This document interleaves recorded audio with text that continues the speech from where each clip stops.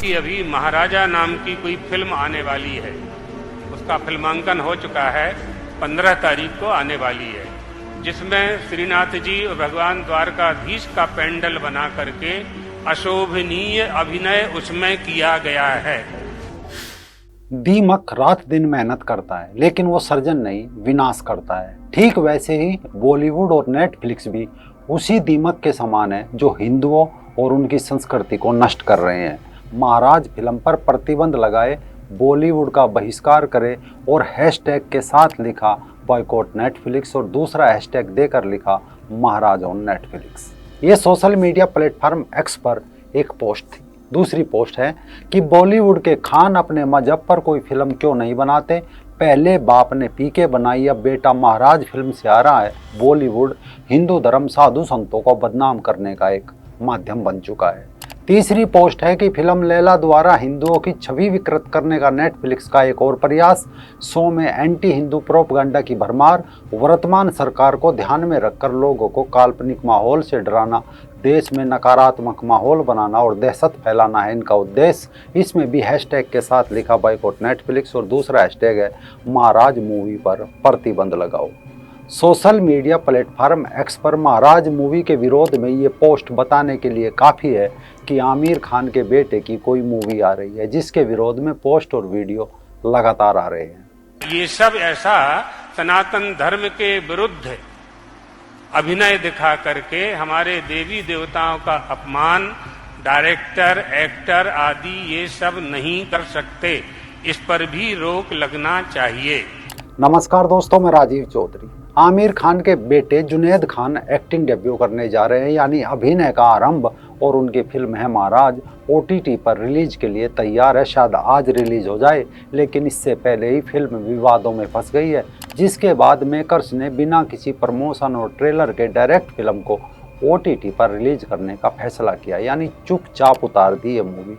Film का ना कोई टीजर जारी किया और ना कोई ट्रेलर। इसकी वजह से ये है कि महाराज को बैन किए जाने की मांग उठ रही थी, तो Aamir Khan and team controversy से बचने के लिए फिल्म को बिना किसी प्रमोशन के रिलीज कर रहे हैं। आमिर खान का बेटा जुनैद खान को लॉन्च करने वाला एक सिनेमा, जिस सिनेमा का नाम महाराज है, ये नेटफ्लिक्स पर प्रदर्शित होने वाला है। इस फिल्म का यदि आप पोस्टर देखेंगे तो उसके अंदर एक हिंदू साधु संत को उसके अंदर दर्शाया गया, जबकि आज हम देख रहे हैं OTT के लिए भारत में कोई कानून नहीं है। फिर भी हमारा सरकार से यह नम्र आह्वान है कि इस प्रकार के कानून वो बनाए और ऐसे जो खुले आम ये हिंदू धर्म की बदनामी करने वाले जो है, ये बॉलीवुड विशेष करके जो प्रयास कर रहा है, उन्हें रोकने का प्रयास करे, अन्यथा हिंदू जो है वो इसका प्रखरता से विरोध करेंगे। अब एक सवाल ये भी बनना है, क्या आमिर खान का कोई एक डर है या कोई नया गेम? पूरा किस्सा समझिए, लेकिन समझ लीजिए मूवी की स्टोरी भी। दरअसल सत्यमेव जयते से लेकर कोई भी विज्ञापन हो या मूवी, आमिर खान हिंदू धर्म सुधार का ठेकेदार बना बैठा है। उसे अपने मजहब में हलाला, बुर्का, 3 तलाक, मुता, निकाह, कुप्रथा कभी नजर नहीं आती, लेकिन कुछ हिंदू महिलाओं के जरा से घूंघट में कुप्रथा नजर आने लगती है। इस बार जब आमिर खान को कुछ नहीं मिला तो इतिहास खोदकर एक केस का किस्सा निकाला और महाराज मूवी से अपना बेटा लॉन्च कर दिया। तो पहले समझ लीजिए मूवी की स्टोरी। दरअसल ये किस्सा है 1857 की क्रांति से कुछ पहले का और कुछ बाद का, जब एक गुजराती पत्रकार ने एक लेख लिखा था। पत्रकार का नाम था करसनदास मूलजी। अपने कॉलेज के दिनों से ही करसनदास मूलजी ने दादा भाई नौरोजी के अखबार राष्ट्र गोपतार के लिए लिखना शुरू किया था। उसी दौरान एक साहित्य प्रतियोगिता के लिए जब कृष्णदास ने विधवा पुनर्विवाह के पक्ष में लेख लिखा, इस लेख से विवाद मच गया। विवाद इतना मचा कि कृष्णदास को घर से निकाल दिया गया। लेकिन समाज में जारी कुरीतियों और पिछड़ेपन को लगातार चैलेंज करने के लिए कृष्णदास ने 1855 में अपना खुद का अखबार सत्य प्रकाश निकालना शुरू किया। अपने लेखों में कृष्णदास ने हिंदुओं के वैष्णव मत में आने वाले पुष्टि मार्ग संप्रदाय, इसे बल्लभ संप्रदाय भी कहते हैं, कुरीतियों और धर्म गुरुओं के व्यवहार पर लगातार कड़े सवाल उठाए। उन्होंने पुष्टि मार्ग के धर्म गुरुओं, जिन्हें महाराज भी कहा जाता था, के बनाए बहुत से नियमों को लेकर खुलासे किए और सबसे गंभीर खुलासा ये किया कि वो महिला भक्तों पर सेक्सुअल संबंध बनाने के लिए दबाव बनाते हैं। ये उस दौर की बात है जब अखबारों की एक कतरन भी पढ़े लिखे के तबके में भूचाल ला दिया करती थी। उसी दौरान वल्लभ संप्रदाय के एक धर्म गुरु जीवन लाल जी महाराज ने एक केस के लिए कोर्ट में गवाही देने आने से इनकार कर दिया। महाराज ने लंदन से एक ऑर्डर निकलवाना चाहा कि वैष्णव धर्म गुरुओं को हमेशा के लिए कोर्ट में पेश होने की छूट दी जाए। उन्होंने अपने अनुयायियों पर यह जोर डाला कि कोई वैष्णव न उनके खिलाफ लिखेगा, न उन पर मुकदमा करेगा। अगर किसी ने केस किया तो सारा खर्चा वैष्णव संप्रदाय के लोग मिलकर उठाएंगे और ये तय करेंगे कि महाराज को कोर्ट में पेश न होने दिया जाए। कृष्णदास ने लगातार इनके खिलाफ लिखना जारी रखा और इसका असर ये हुआ कि उनके अनुयायी कम होने लगे। लालजी महाराज ने बाद में बॉम्बे छोड़ दिया। वल्लभ संप्रदाय के धर्मगुरुओं के खिलाफ बन रहे माहौल को देखते हुए सूरत के जादूनाथ महाराज ने बॉम्बे पहुंचकर कमान संभाली। जहां एक तरफ उस समय का ट्रेडिशनल महिला शिक्षा के खिलाफ था, वहीं जादूनाथ ने महिला छात्रों को सम्मानित करने वाले कार्यक्रम में हिस्सा लेकर बदलाव की एक बड़ी उम्मीद दिखाई। मगर कृष्णदास लगातार उनके खिलाफ लिखने की मुहिम पर डटे हुए थे। 21 सितंबर था, साल था 1861। इस तारीख को उनका एक लेख बहुत विस्फोटक साबित हुआ। गुजराती में लिखे इस आर्टिकल का अगर शीर्षक देखें तो हिंदी में कुछ यूं होता है कि हिंदुओं का असली धर्म और आज के पाखंडी मत। लेख में उन्होंने लिखा कि वल्लभ संप्रदाय के महाराज व्यभिचार को बढ़ावा देते हैं और भक्त पर दबाव बनाते हैं कि वे अपनी पत्नी, बेटियों, बहनों को महाराज के साथ सेक्स के लिए प्रोत्साहित करें। कृष्णदास ने जादूनाथ महाराज का नाम लेते हुए सवाल उठाया कि किस वेद पुराण शास्त्र में ये लिखा है कि अपनी बिहाता पत्नी को भोगने से पहले उसे किसी धर्म गुरुओं के लिए पेश करना चाहिए। इस लेख ने तूफान खड़ा कर दिया था। जादूनाथ जी महाराज ने कृष्णदास और उनके अखबार सत्यप्रकाश पर मानहानि का मुकदमा ठोक दिया और हर्जाने में 50,000 रुपए की मांग की, जो आज से 160 साल पहले सोचिए कितनी बड़ी रकम होती होगी। उस समय आज का Bombay high court supreme court of Bombay हुआ करता था। केस शुरू हुआ। मामला एक पूरे संप्रदाय की धार्मिक आस्था से जुड़ा था। दोनों पक्षों की तरफ से 64 गवाह पेश हुए। डॉक्टरों ने महाराज को सिफिलिस का ट्रीटमेंट देने की बात कही और कई गवाहों ने उनके इरोटिक एडवेंचर की कहानियां बताई। अप्रैल 1862 में कोर्ट ने कृष्णदास के पक्ष में फैसला दिया और उल्टे महाराज जादूनाथ से कृष्णदास को 11,500 रुपये हर्जाना देने का आदेश दिया। इस केस के लिए जनता में ऐसा उत्साह था जो पहले कभी नहीं देखा गया।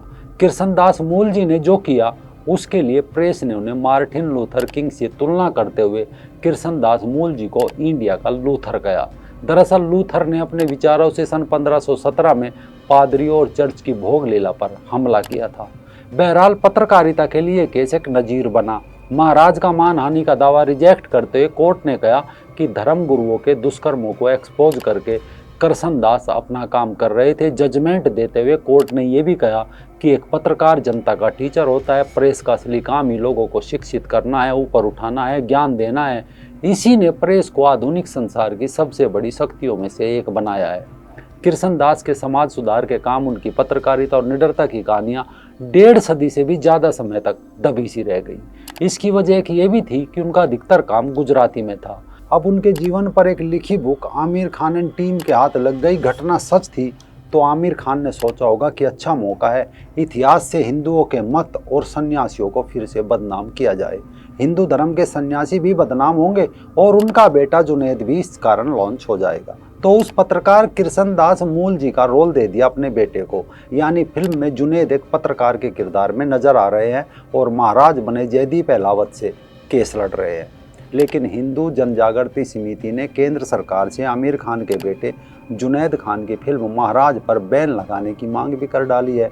समिति का कहना है कि फिल्म में साधु संत और वल्लभ संप्रदाय की बदनामी की गई है। इसके अलावा समिति ने चेतावनी देते हुए कहा कि अगर फिल्म की वजह से कानून व्यवस्था बिगड़ी तो इसके लिए यश राज फिल्म्स और नेटफ्लिक्स जिम्मेदार होंगे। ये तो थी महाराज मूवी की स्टोरी। अब आमिर खान से सवाल है कि क्या वो अपने मजहब पर कोई मौलाना नाम से मूवी बना सकते हैं। स्टोरी हम दे देंगे, एक से एक धांसू स्टोरी। भारत से लीजिए या पाकिस्तान से, मौलानाओं के वो कांड जो उनके मुस्लिम समाज को सोचने पर विवश कर देंगे। 11 साल का मोहिम्मन अपने नाम धीरे धीरे सावधानी पूर्वक लिखता है और नाम लिखते ही उसके चेहरे पर मुस्कुराहट फैल जाती है। वह पढ़ने लिखने में बहुत तेज था तथा डॉक्टर बनना चाहता था, लेकिन अब उसे स्कूल जाने में डर लगता है। न खाता है न खेलता और न ही किसी से बात करता है।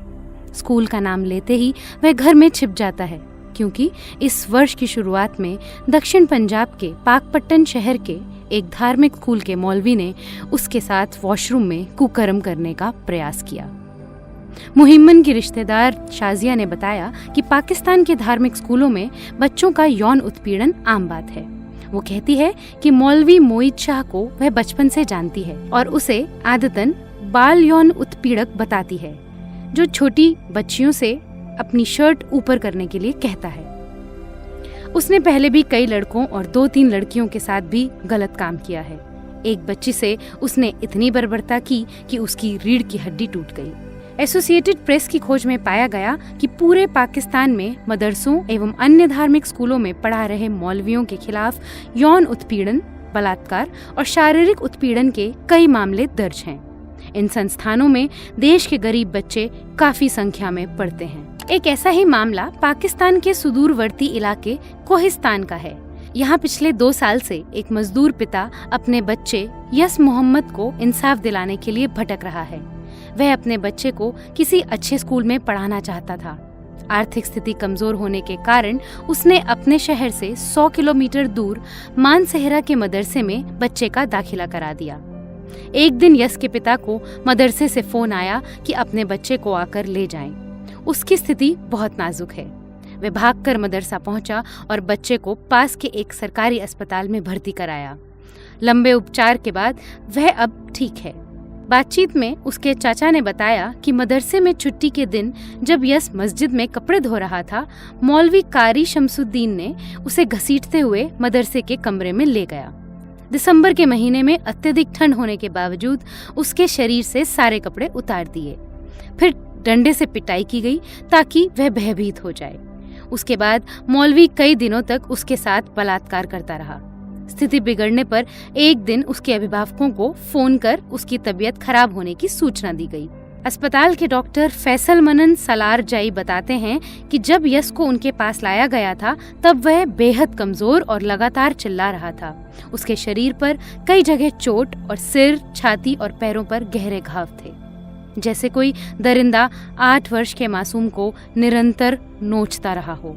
ये तो पाकिस्तान के किस्से थे। अब भारत से भी न जाने ऐसे कितने केस आते हैं जिनसे आमिर खान अपने बेटे को दोबारा लॉन्च कर सकते हैं, मूवी का नाम मौलाना रख सकते हैं। पिछले दिनों श्री बंशीधर नगर के दारुल उलूम समस्या मदरसा कोइंदी में मौलवी द्वारा नाबालिग बच्चों से यौन शोषण करने का मामला सामने आया था। इसके पहले नैनीताल से खबर आई थी कि अवैध मदरसों में बच्चों का यौन शोषण किया जा रहा है। 24 बच्चे वहाँ बीमार थे जो वो कैद कर रखे थे। बाद में वो मदरसा सील हुआ। तीसरा, केरल में 19 बच्चों के साथ यौन शोषण करने वाला 63 साल का मदरसा मौलवी पकड़ा गया था। इसके अलावा लखनऊ में मदरसा जामिया खतीजुल कुबरा लिबनात में लड़कियों का यौन शोषण जारी था। तब पुलिस ने 51 लड़कियों को छुटाया था। अगर पूरी मजबूत स्टोरी चाहिए तो इसके अलावा 16 साल पहले का वो मदरसा कांड आमिर खान को याद होगा, जिसमें पूरी यूपी हिल गई थी और पूरा उत्तर प्रदेश हिल गया था, जब मुल्ला मदरसा से लड़कियों को उठाकर सुबह होने से पहले लहूलुहान हालत में मदरसे के दरवाजे पर फेंक जाते थे। कितने किस्से ले लीजिए, एक नहीं 10 मूवी बना लीजिए। जुनैद को इस्लामिक सुधार का ठेकेदार बना दीजिए, पर यह मूवी के नाम पर हिंदू धर्म पर हमले बंद कीजिए।